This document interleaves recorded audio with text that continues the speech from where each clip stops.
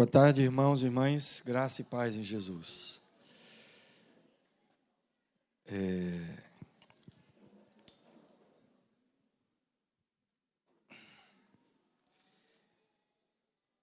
Opa, tem aniversário aí hoje. Queridos, o ano de 2016 foi um ano particularmente difícil para mim. É um ano com muitas lutas interiores, buscas por respostas. Naquele ano parecia que nada estava no lugar em que deveria estar. E no meio daquilo tudo, eu creio que eu fui primeiro imprensado, depois empurrado pelo Espírito Santo para ler e para meditar sobre a graça de Deus.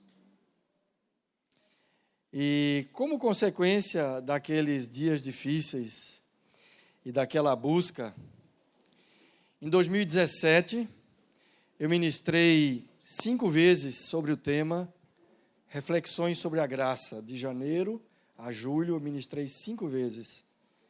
E cada uma delas com um subtema.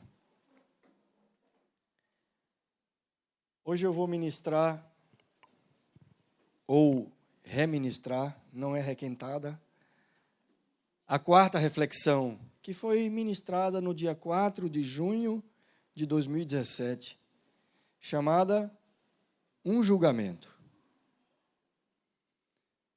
Nós podemos orar mais um pouco? Feche seus olhos, vamos orar mais um pouco. Pai, quando vamos meditar sobre a Tua graça, é exatamente dela que precisamos. Porque graça mesmo só existe em Ti, Senhor. Como todos nós precisamos da Tua graça, até para meditar sobre a graça, Senhor. Abre os olhos do nosso coração, mais uma vez, como tens feito, Senhor, para receber não com o nosso entendimento humano, mas por revelação do Teu Espírito Santo. E nós te pedimos isso, em nome de Jesus. Amém. Abra sua Bíblia em Efésios, capítulo 2. Também vai estar sendo apresentado aqui, na projeção, na mesma versão em que eu estiver lendo, que é a NAA. Efésios, capítulo 2. Eu vou ler os versículos de 4 a 8, que estarão aqui também sendo projetados. Efésios 2, a partir do 4, diz assim: Mas Deus, sendo rico em misericórdia, e por causa do grande amor com que nos amou, e estando nós mortos em nossas transgressões, nos deu vida juntamente com Cristo. Pela graça vocês são salvos. E juntamente com Ele nos ressuscitou, e com Ele nos fez assentar nas regiões celestiais em Cristo Jesus. Deus fez isso para mostrar nos tempos vindouros a suprema riqueza da sua graça, em bondade para conosco em Cristo Jesus. Porque pela graça vocês são salvos, mediante a fé, e isto não vem de vocês, é dom de Deus. Irmãos e irmãs, uma coisa é certa: a graça não é natural para nós. O que nós conhecemos bem é merecer e não merecer.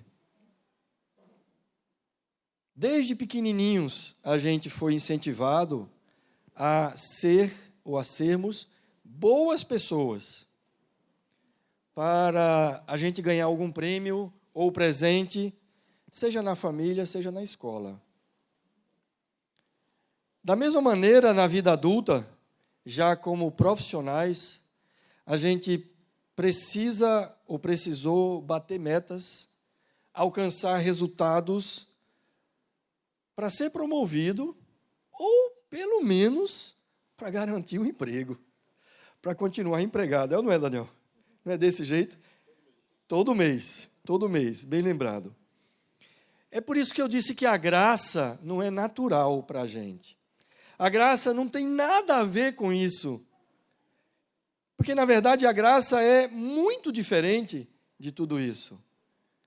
Nós acabamos de ler que a graça é um dom de Deus e que ela não tem nada a ver com obras, com realizações. Mas vamos à leitura principal de hoje, que está no capítulo 8 de João, do Evangelho de João. João 8.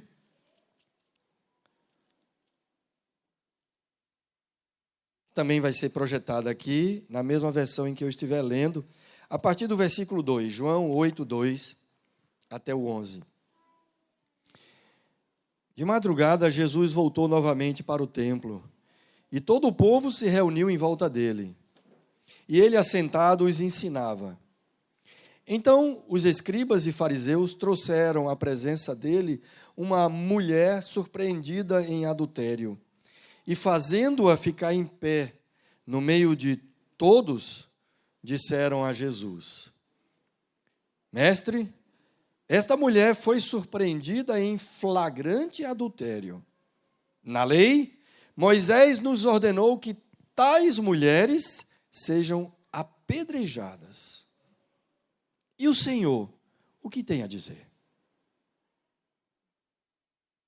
Eles diziam isso tentando-o, para terem de que o acusar. Mas Jesus, inclinando-se, escrevia na terra com o dedo. Como eles insistiam na pergunta, Jesus se levantou e lhes disse: Quem de vocês estiver sem pecado, seja o primeiro a atirar a pedra. Inclinando-se novamente, continuou a escrever no chão. Mas eles, ouvindo essa resposta, foram saindo, um por um, a começar pelos mais velhos até os últimos, ficando só Jesus e a mulher em pé diante dele. Levantando-se, Jesus perguntou a ela: Mulher, onde estão eles? Ninguém condenou você? Ela respondeu: Ninguém, Senhor. Então Jesus disse: Também eu não a condeno. Vá e não peque mais. Amém? Irmãos, o que a gente tem aqui? Quem tem coragem para dizer, arriscar? O que a gente tem aqui? Hein, Cacá? Hã? Um julgamento. Vejam, havia um réu, a mulher. Havia uma acusação. Qual era? Adultério. Havia provas. Qual era a prova? Flagrante. Havia os acusadores. Quem eram? Os escribas e os fariseus. Havia também uma sentença já solicitada. Qual era? Morte por apedrejamento, segundo a lei de Moisés. Havia também um juiz. Quem era? Jesus. Está faltando alguém aqui nesse julgamento? Sim ou não? Quem? A acusada estava. De advogado de defesa. Ninguém se apresentou naquele dia. Agora veja, no início desse acontecimento, pareciam estar presentes ali, diante de Jesus, duas categorias de pessoas. Primeiro, uma culpada. Segundo, vários justos, dispostos a executarem a pena. Não havia nenhuma culpa, nenhuma dúvida, aliás, não havia nenhuma dúvida sobre a culpa da culpada, porque ela tinha sido surpreendida em flagrante adultério e arrastada pelos justos até o local onde Jesus estava ali ensinando no templo. Agora, E quanto à justiça dos justos? Seriam justos mesmo? Seria real a justiça daqueles justos? Vamos observar alguns detalhes. Volte ao versículo 5 da leitura que a gente fez. E nesse versículo, há a seguinte afirmação feita por estes justos fariseus.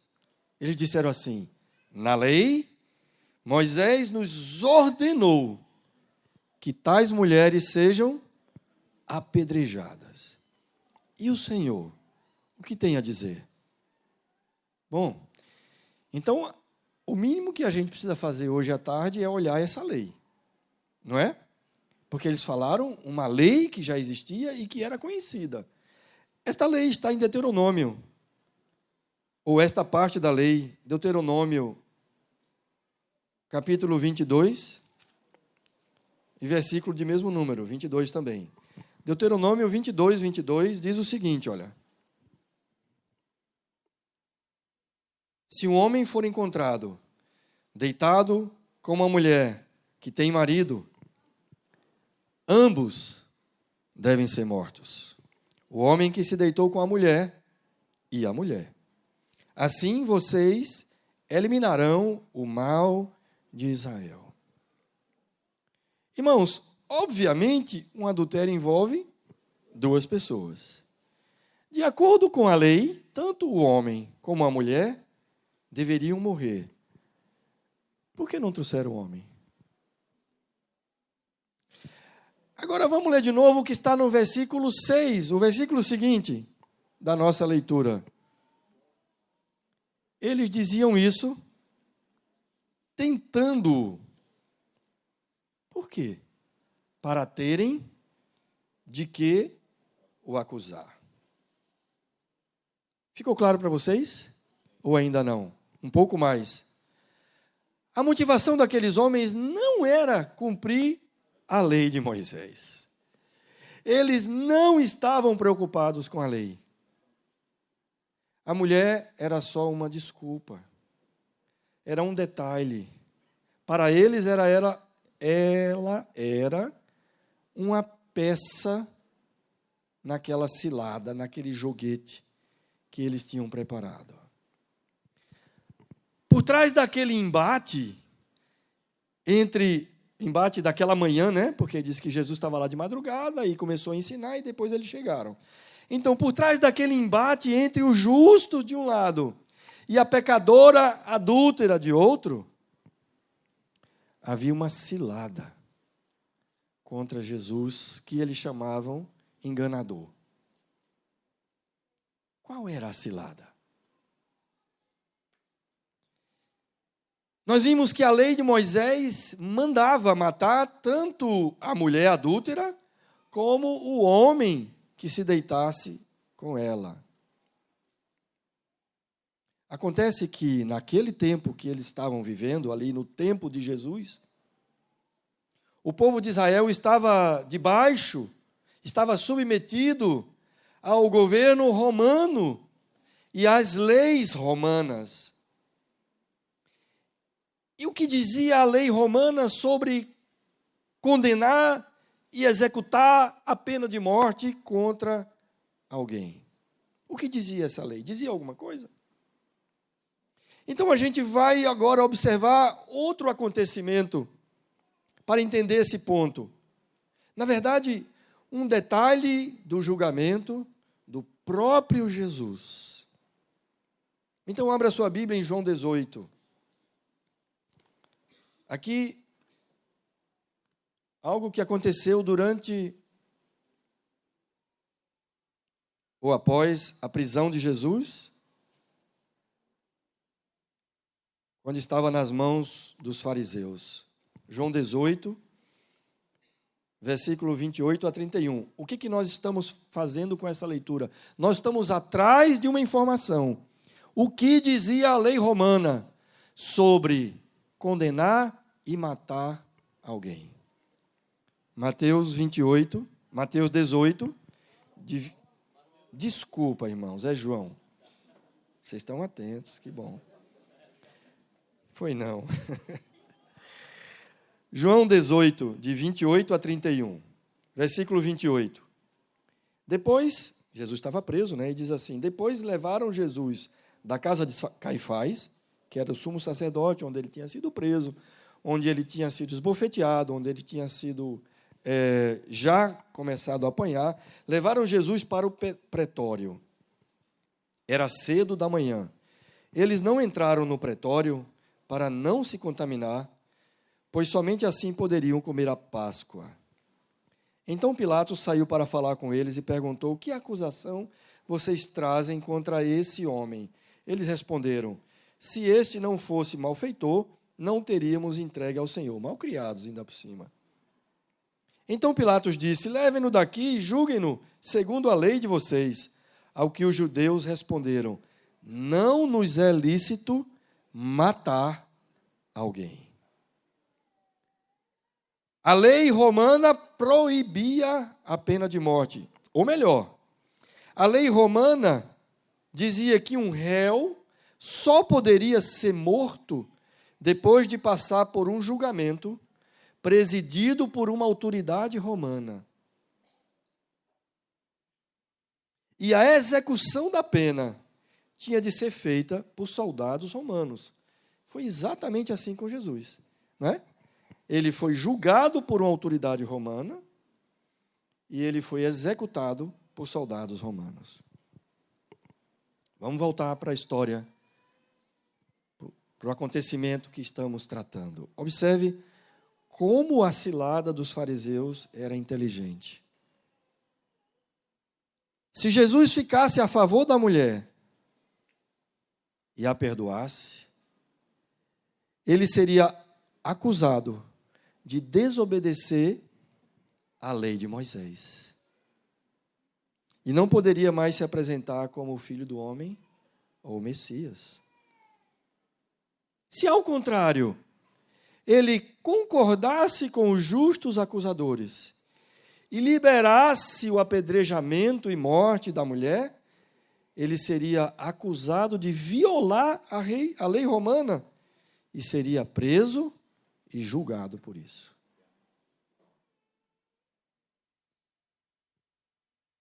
A multidão, os fariseus e a mulher aguardavam aquele desfecho. Jesus iria desobedecer a Moisés ou a Roma? Ele ia desobedecer alguém. Ele vai desobedecer a Moisés ou a Roma? Não havia outra alternativa possível. Ou pelo menos era isso que pensavam os justos fariseus. Em xadrez, essa cilada é chamada de xeque-mate. Para onde o rei se mover, ele morre. Como foi que Jesus reagiu? É claro que você sabe. Não somente porque a gente já leu, mas principalmente porque esse é um evento da Bíblia muito conhecido. Mas nós vamos voltar à leitura de João 8, começando da parte final do versículo 6. João 8, versículo 6. Começando da parte final. Do versículo 6, que diz: mas Jesus, inclinando-se, escrevia na terra com o dedo. Como eles insistiam na pergunta, Jesus se levantou e lhes disse: quem de vocês estiver sem pecado, seja o primeiro a atirar uma pedra nela. Inclinando-se novamente, continuou a escrever no chão. Mas eles, ouvindo essa resposta, foram saindo um por um, a começar pelos mais velhos até os últimos, ficando só Jesus e a mulher em pé diante dele. Levantando-se Jesus, perguntou a ela: mulher, onde estão eles? Ninguém condenou você. Ela respondeu: ninguém, Senhor. Então Jesus disse: também eu não a condeno. Vá e não peque mais. Naquele momento em que eles esperavam a decisão de Jesus, naquele momento, a gente pode dizer, carregado de tensão, Jesus toma uma atitude muito estranha e inesperada. ele se abaixa e começa a escrever na areia com o dedo. Em nenhum outro lugar da Bíblia há relatos de Jesus escrevendo. O que será que Jesus escrevia? Nós não sabemos. Mas há um filme de um diretor que não é cristão, já morreu, Cecil B. Milo. Cecil B. de Milo.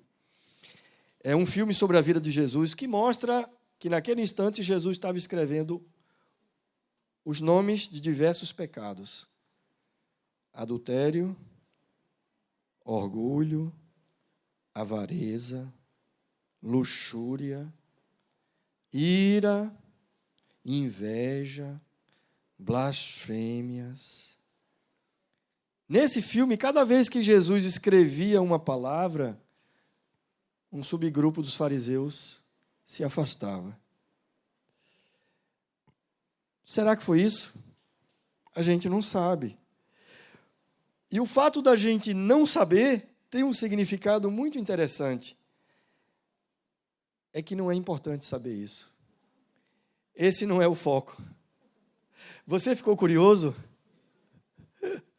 Pois é, esse não é o foco.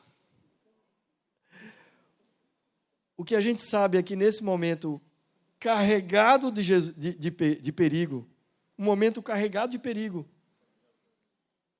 Jesus fica em silêncio e escreve com o dedo na areia. Há um poeta irlandês chamado Seamus Heaney. Ele foi Nobel de Literatura no ano de 95. E ele escreveu que naquele momento ali em que Jesus está escrevendo no chão, Jesus está marcando o passo. Jesus marca o passo e desvia a atenção de todo mundo da mulher pecadora para si mesmo. E principalmente para aquilo que ele estava fazendo. Quanto tempo Jesus ficou escrevendo? A gente também não sabe. Mas foi tempo suficiente para deixar os fariseus e escribas impacientes.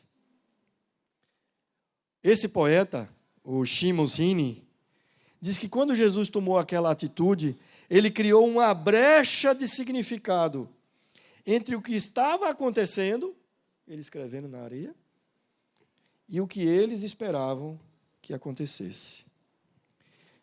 O que é uma brecha de significado? Veja, havia uma ordem lógica esperada pelos fariseus. Jesus ia desobedecer ou a lei romana ou a lei de Moisés. E isso não estava acontecendo. Uma brecha de significado não entrou na cabeça deles. É como se os fariseus dissessem assim: o que isso aí tem a ver com o que a gente está tratando aqui?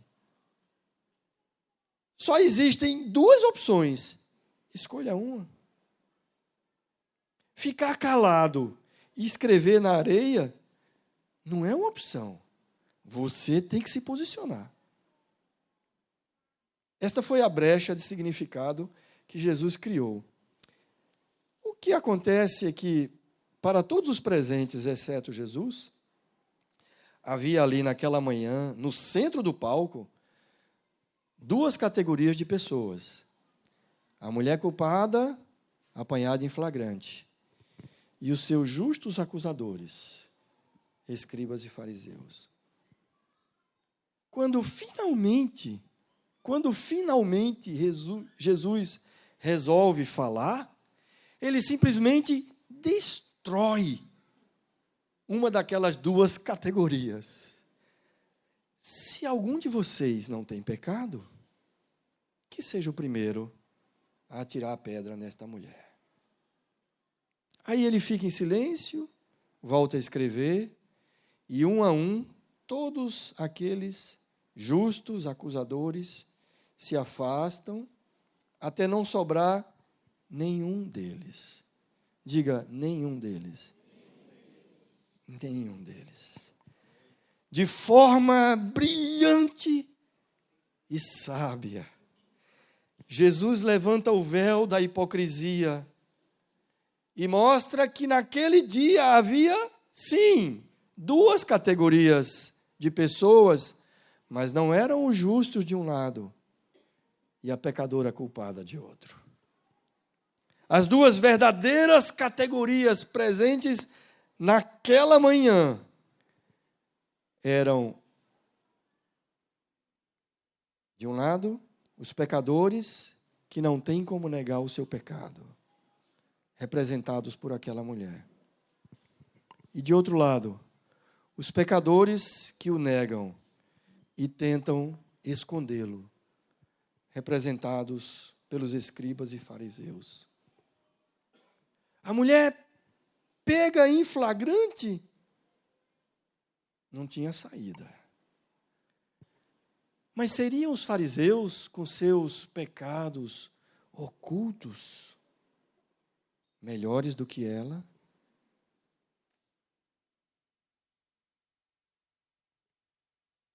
Agora ouça com atenção.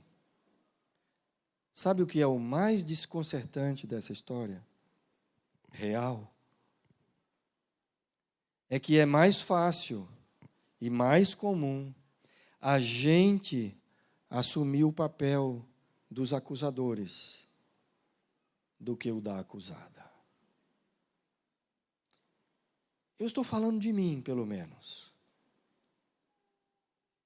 E talvez haja mais alguém além de mim aqui na mesma situação. Irmãos e irmãs, quantas vezes nós criamos tribunais como esse no nosso coração?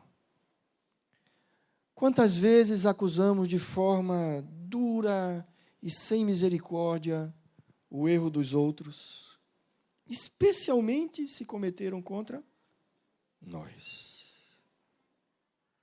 Nós repassamos na mente os acontecimentos, as provas. Então concluímos, não há dúvida, essa pessoa é culpada e alguma coisa precisa ser feita.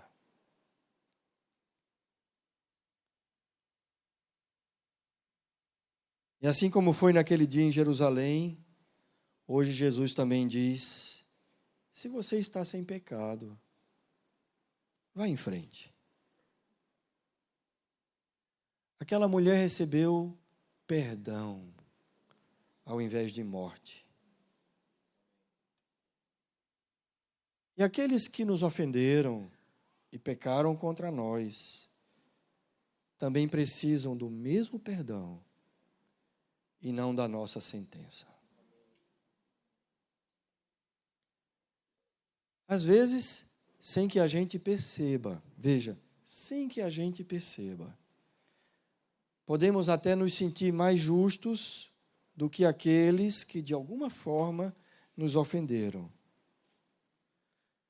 Mas essa postura, que às vezes pode entrar e depois ser acolhida no nosso coração, essa postura de acusação,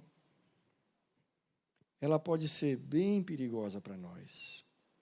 Por quê, Fernando? Simplesmente porque todos nós precisamos do perdão de Deus. E não há exceção.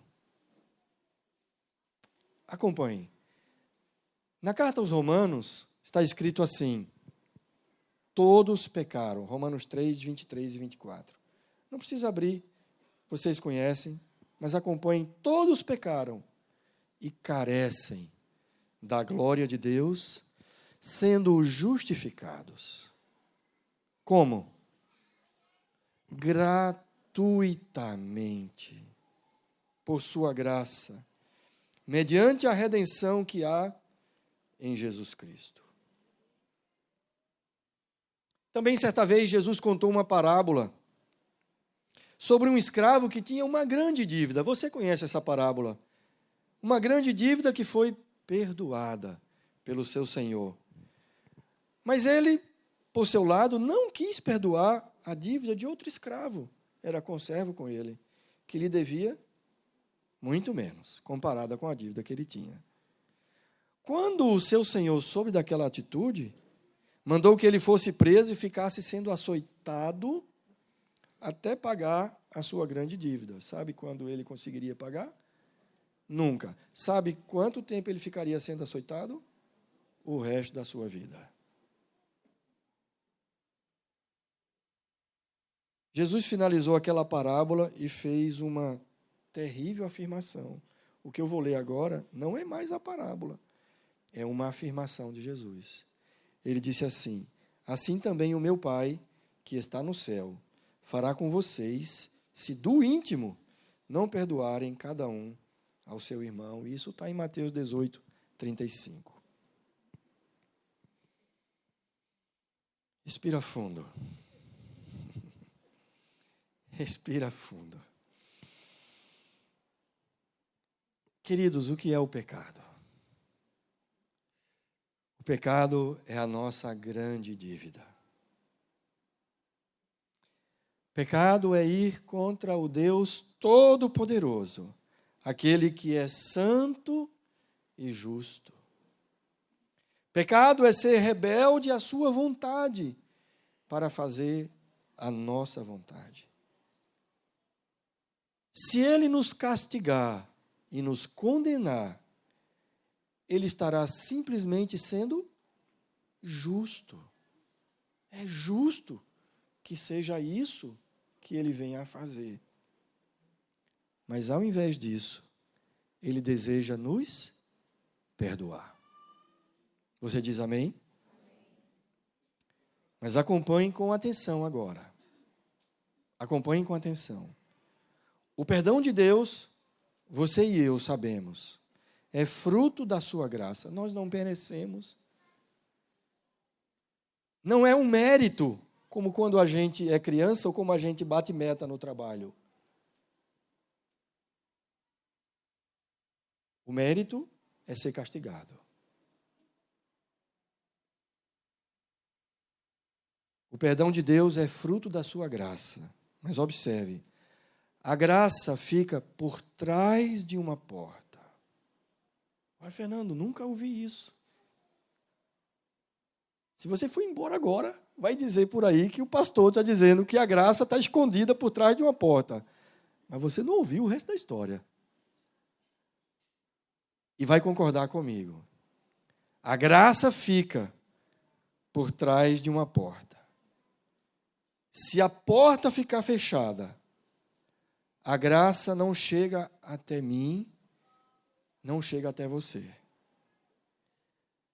Essa porta precisa ser aberta para que a graça entre e nos alcance com perdão e nos lave com o sangue de Jesus.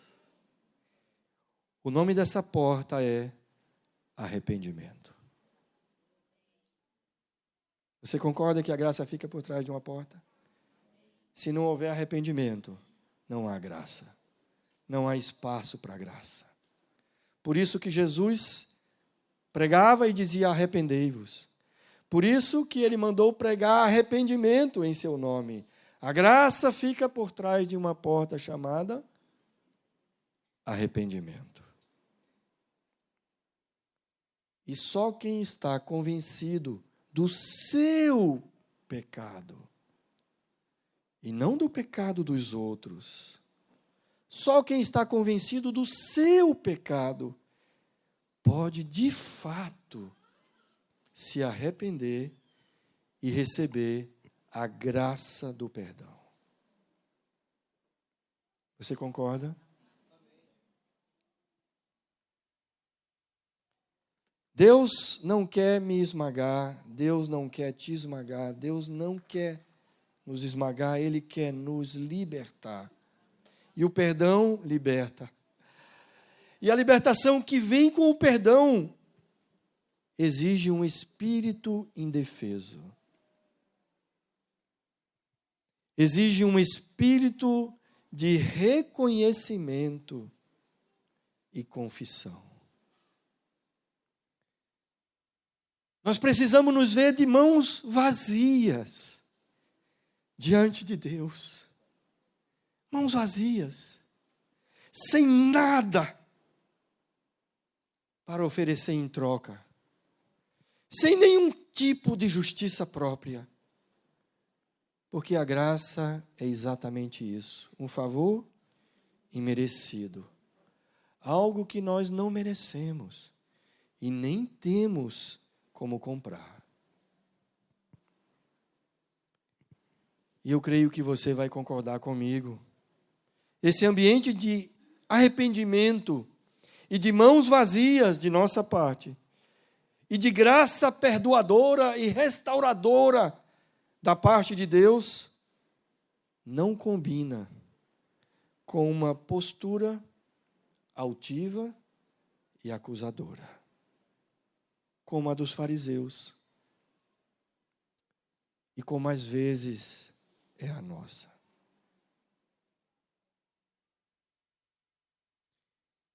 Então, se assim como eu, você também precisa do perdão de Deus. Se assim como eu, você não está em condições de seguir com esse julgamento, porque a condição de seguir com o julgamento é não ter pecado algum. Então ouça as orientações do Espírito para mim e para você. Primeiro, desmonte, destrua, acabe com qualquer tribunal que você tenha montado no seu coração contra outras pessoas. Seja grande, seja pequeno o tribunal. Seja grande ou pequena a acusação. Não fique na posição de juiz, de juíza, de acusador, de acusadora. E volte rapidamente para a posição de alguém que precisa, volto a dizer, precisa, desesperadamente, da graça e do perdão de Deus. Volte para a posição de um simples discípulo ou discípula de Cristo. Segundo, libere perdão para quem feriu ou errou com você. E lembre-se que perdão quer dizer não cobrar a dívida. Ao contrário, apagar a dívida e considerá-la extinta. Você pode dizer amém? Vamos ter um tempo para orar agora. Baixe sua cabeça, feche seus olhos. Permita que o Espírito do Senhor, que já começou a falar com você durante a ministração, fale mais um pouco. E agora mesmo, tome a atitude de desmontar esse tribunal, de voltar à posição de um simples discípulo, discípula, alguém que precisa da graça e do perdão de Deus. E libere perdão para essa pessoa ou essas pessoas que feriram você ou fizeram algo que não te agradou.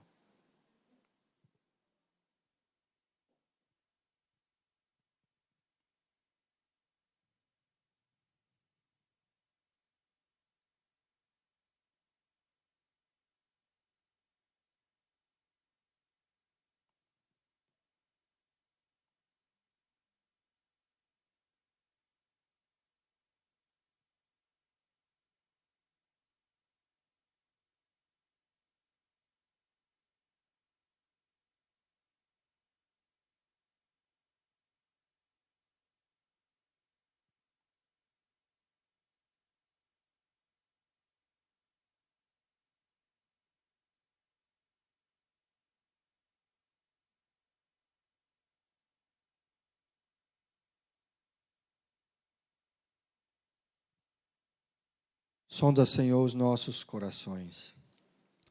Vê se há em nós algum caminho mau.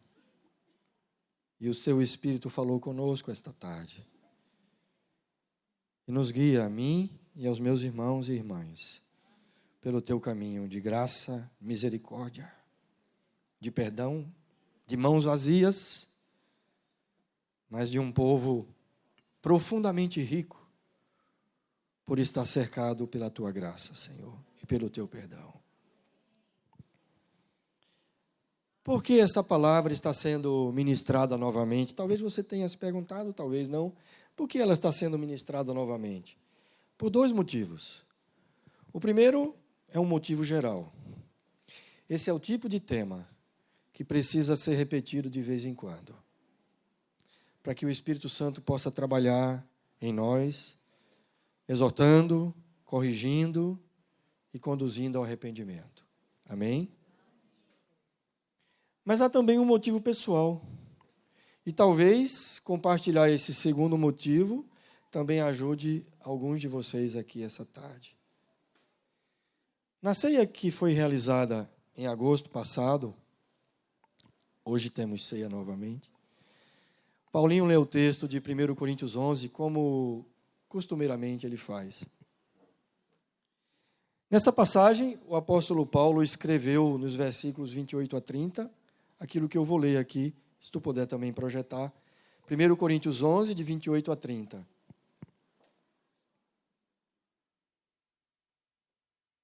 Bênção.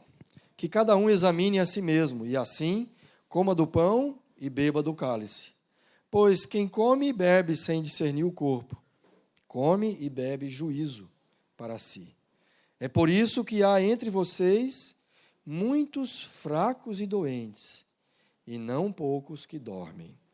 Ou seja, já morreram. Naquele domingo eu participei normalmente da ceia. Eu reparti o pão e orei com alguns irmãos e recebi oração de outros irmãos também. Aí, durante a semana, eu estava orando ao Senhor e pedindo a Ele a cura de uma gripe muito forte que já me acometia há mais de 20 dias.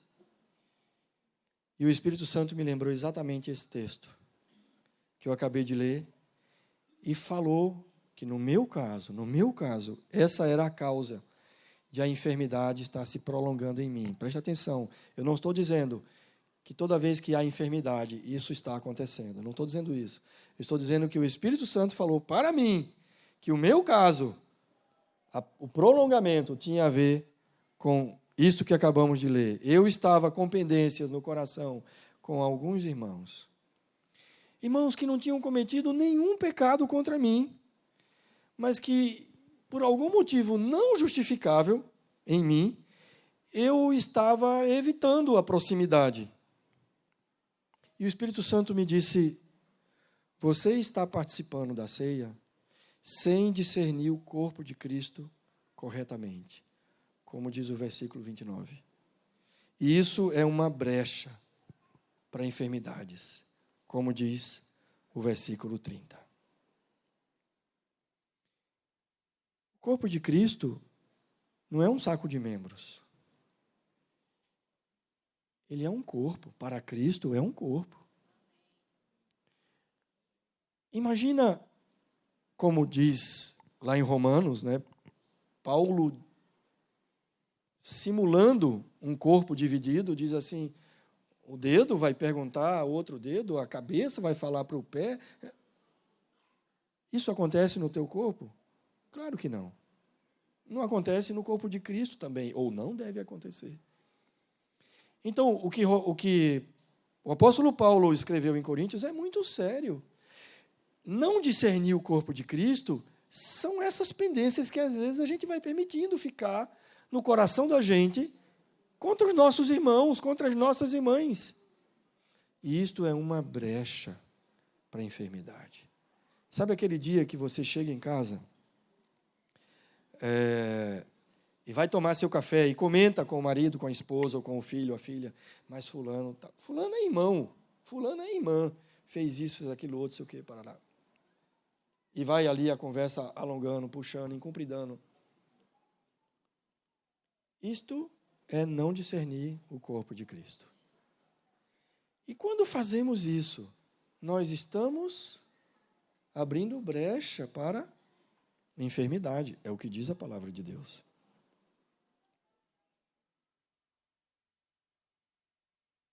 Ficou muito claro para mim.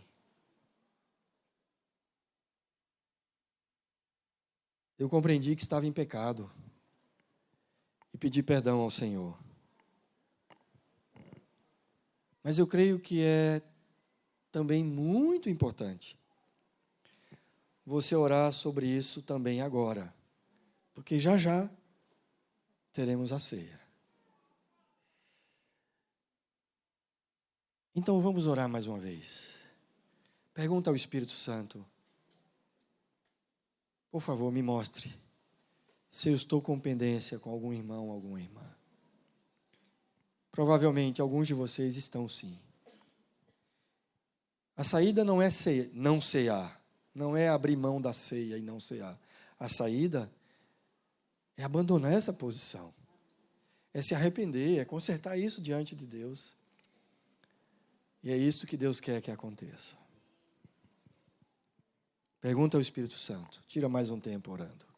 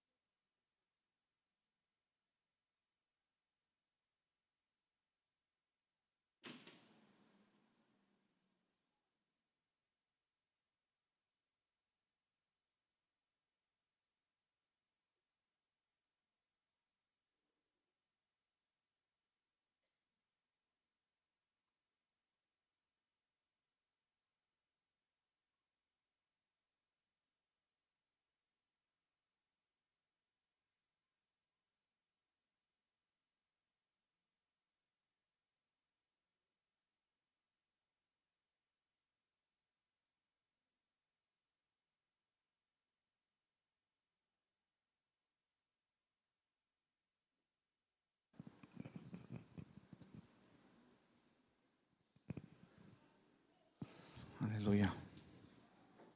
Mateus 6, eu me lembrei desse texto, 14 e 15, dentro da Didaquê, Jesus disse: perdoardes aos homens as suas ofensas, também vosso Pai Celeste vos perdoará. Porém, se não perdoardes aos homens suas ofensas, tampouco vosso Pai perdoará as vossas. Precisamos de uma ação do Espírito Santo sobre nós, né?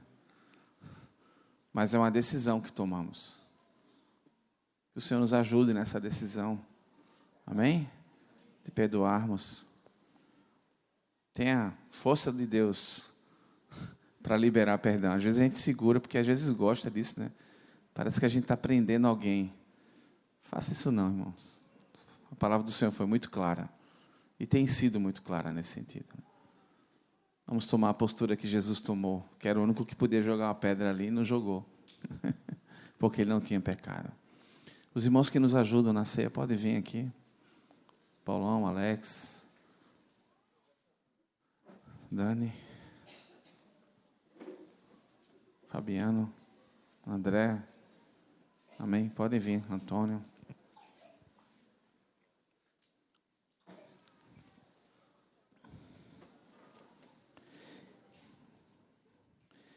Quem já liberou perdão sabe que você também vive numa prisão. E como é libertador. Como é libertador. Aleluia. Ajuda-nos, Senhor. Pode distribuir. Não reparte agora, não toma, não come. Vamos segurar ainda um pouquinho.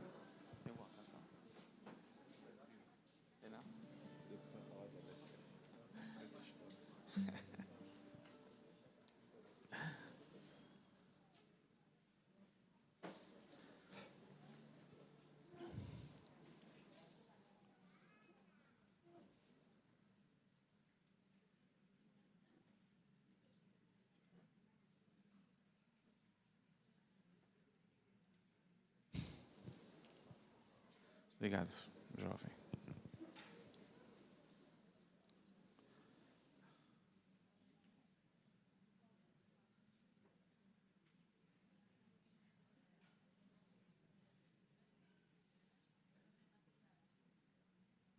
Enquanto você recebe, presta atenção a esse testemunho que eu vou dar. Uma irmã estava muito angustiada, estava com um aperto forte no coração, daqueles que se você não chorar, morre. Quem já sentiu isso? Tem às vezes um aperto, as mulheres têm muito isso, sentem mais do que os homens, né? E ela chamou a irmã para orar, isso aconteceu nessa semana aí, nessas semanas passadas. E o Senhor trouxe uma palavra acerca do Pai, de liberação de perdão. Foi uma palavra de conhecimento ali. Irmãos, talvez você esteja vivendo isso que Fernando falou sobre a sua experiência com a saúde na tua alma. E tua alma precisa liberar perdão para ficar livre. Permita-me, Fernando, dizer que não é só, nós não só prendemos a pessoas, ficamos presos também a isso, né? E há um poder quando liberamos. Um poder de cura. O poder do amor. O poder de Deus. Aleluia. Então tu tem uma chave que não só libera alguém, mas também destranca teu coração e libera ele. É o perdão. Aleluia. Graças te damos pela tua palavra, Senhor.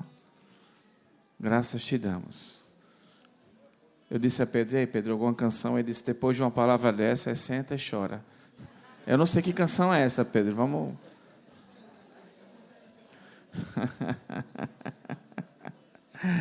Sabe por quê, irmãos? Porque quando estamos no mesmo caminho e Deus vem neste mesmo caminho, irmão, Ele nos quebra. Mas ser quebrado por Deus é tão bom, irmãos. É tão bom quando Deus revela o nosso coração. Ele diz, eu não só revelo, como eu mostro o caminho para curar o teu coração. Esse é o nosso Deus, irmãos.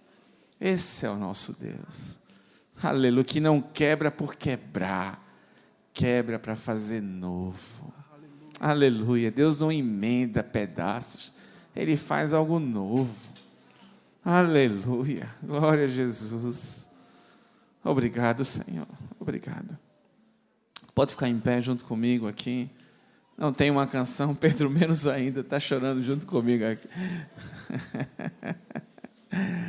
Mas é um choro de alegria dizer, Senhor, obrigado por revelar os nossos corações. E por nos mostrar o caminho correto. Porque verdadeira é a tua palavra. Verdade está em ti, a tua palavra, Senhor. Irmãos, o que é que vamos fazer agora? A ceia, participar da ceia como novos convertidos, como homens e mulheres, como pessoas que foram perdoadas. Aleluia. A Bíblia fala, o próprio Jesus declara que o pão é o seu corpo que foi repartido por nós e fomos enxertados nesse corpo santo de Cristo. Aleluia. O sangue que representa o vinho, nós fazemos aqui ainda com suco, representa o sangue de Jesus que nos purifica de todo pecado e nos faz com ousadia entrar diante de um Deus santo. Se não fora o perdão que o Senhor nos deu dos nossos muitos pecados, inclusive daqueles que ainda cometemos, por sua misericórdia e graça, nós estaríamos aqui ceando. Fazemos em memória do seu sacrifício por nós, no qual nós tivemos participação nenhuma. Pelo contrário, a nossa participação é que naquela cruz maldita, que era nossa, Ele levou sobre si os nossos pecados, e a Bíblia diz que a nossa dívida, Ele cravou naquela cruz, pagando ao Pai, dizendo, Pai, eu pago a dívida. Eu pago a dívida de William, é muito grande. Eu pago a dívida dele com a minha vida, para que ele receba, em troca, a tua vida e o teu perdão. Graças te damos.